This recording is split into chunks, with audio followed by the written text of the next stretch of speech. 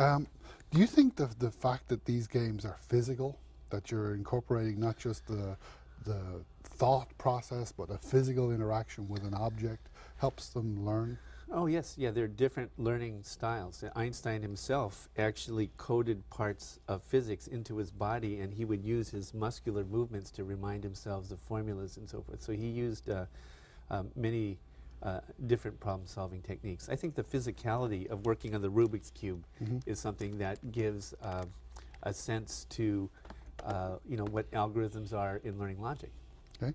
Now, would you give a student a game and say, figure this out on your own, or do you tend to? Oh no, you play. Okay. You know, if you get the game of Monopoly, you don't give the person and read the back of the box and you'll come back in a week. You know, you sit down, you play the game, and they sort of get the hang of it.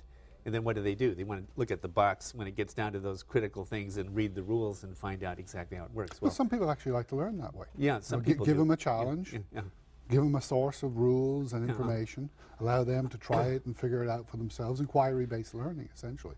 Well, yes, that's what the Logic Lab does. It allows the student to learn the way they want to learn. There's a logic program that's key to the textbook that was developed at UCLA. And what it does, it takes a lot of the drudgery out of the teaching. So in a way, the student can work, and if they get it wrong and the computer says it's wrong, they don't argue about it. They know that it's wrong. Right. But so they're getting multiple retries on things. Multiple retries, immediate feedback. And also what happens is that students form a community in the lab because they're trying to solve the problem, so they help each other. There's more discussion going on because of the computer than they would if they were just trying to do it sitting on a piece of paper at home. And as a result, this sort of camaraderie about solving problems becomes a community of learners. And I think that's one of the things that makes the computer program useful. But it's only a tool. It doesn't take the place of the creative teaching that needs to happen in the classroom. How important is student confidence in doing all of this? Oh, tremendous. And how do you increase their confidence? Well, one of the things I do is that I learned under fire at UCLA because I was asked to come back and teach this course because it wasn't doing so well, and I was a good teacher, and so I was supposed to resurrect the class. And so when I went back, I had like 300 people in the lecture hall, and here you have to talk about something as dry as logic in putting derivations on the board. So how do you motivate students? So one of my best friends, Bill Pewitt, was a teacher, and he sort of talked to me about the pedagogy of reducing the stress level on students so that their performance can go up. Okay.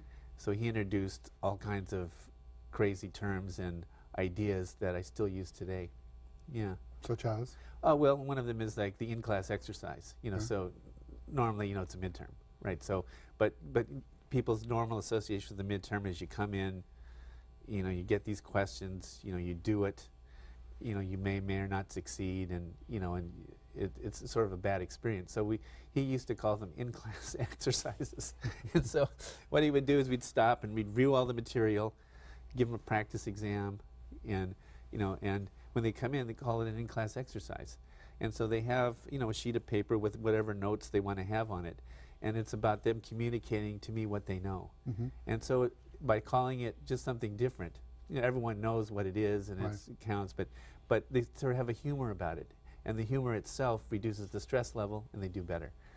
So we have in-class exercises and not midterms, and so I tell them to psych up, pretend it's on Monday and it's really on Friday, so that there's that period of time where they could actually retrospectively understand the material before they take the exam. You ever had that experience? You take the final, you understand it the day afterwards?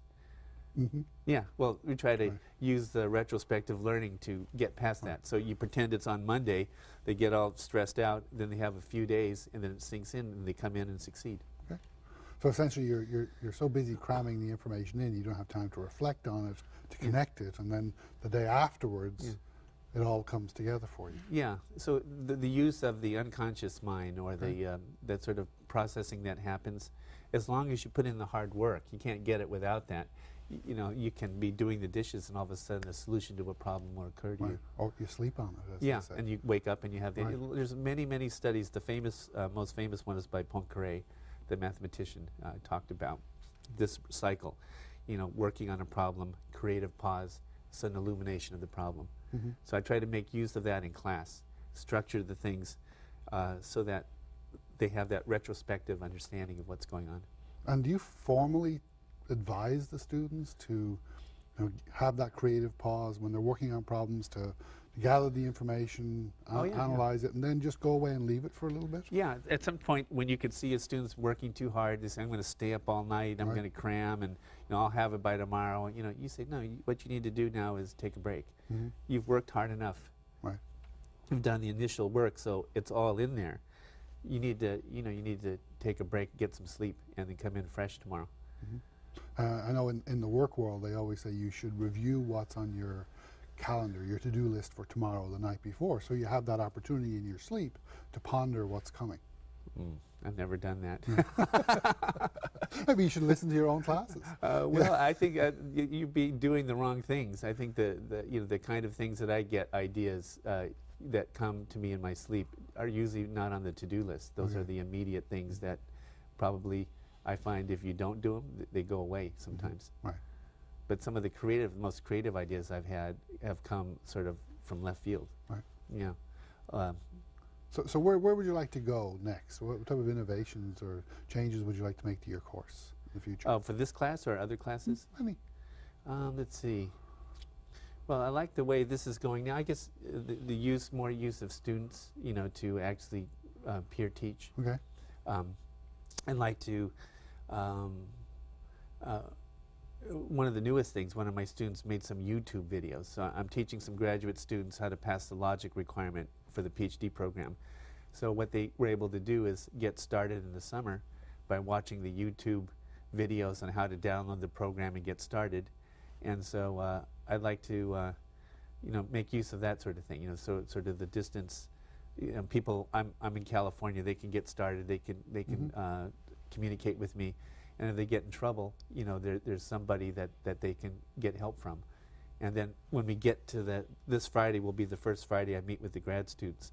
We could spend that month in October to do the creative stuff, because all of the, you know, the mechanics have been dealt with through the computer or through other means.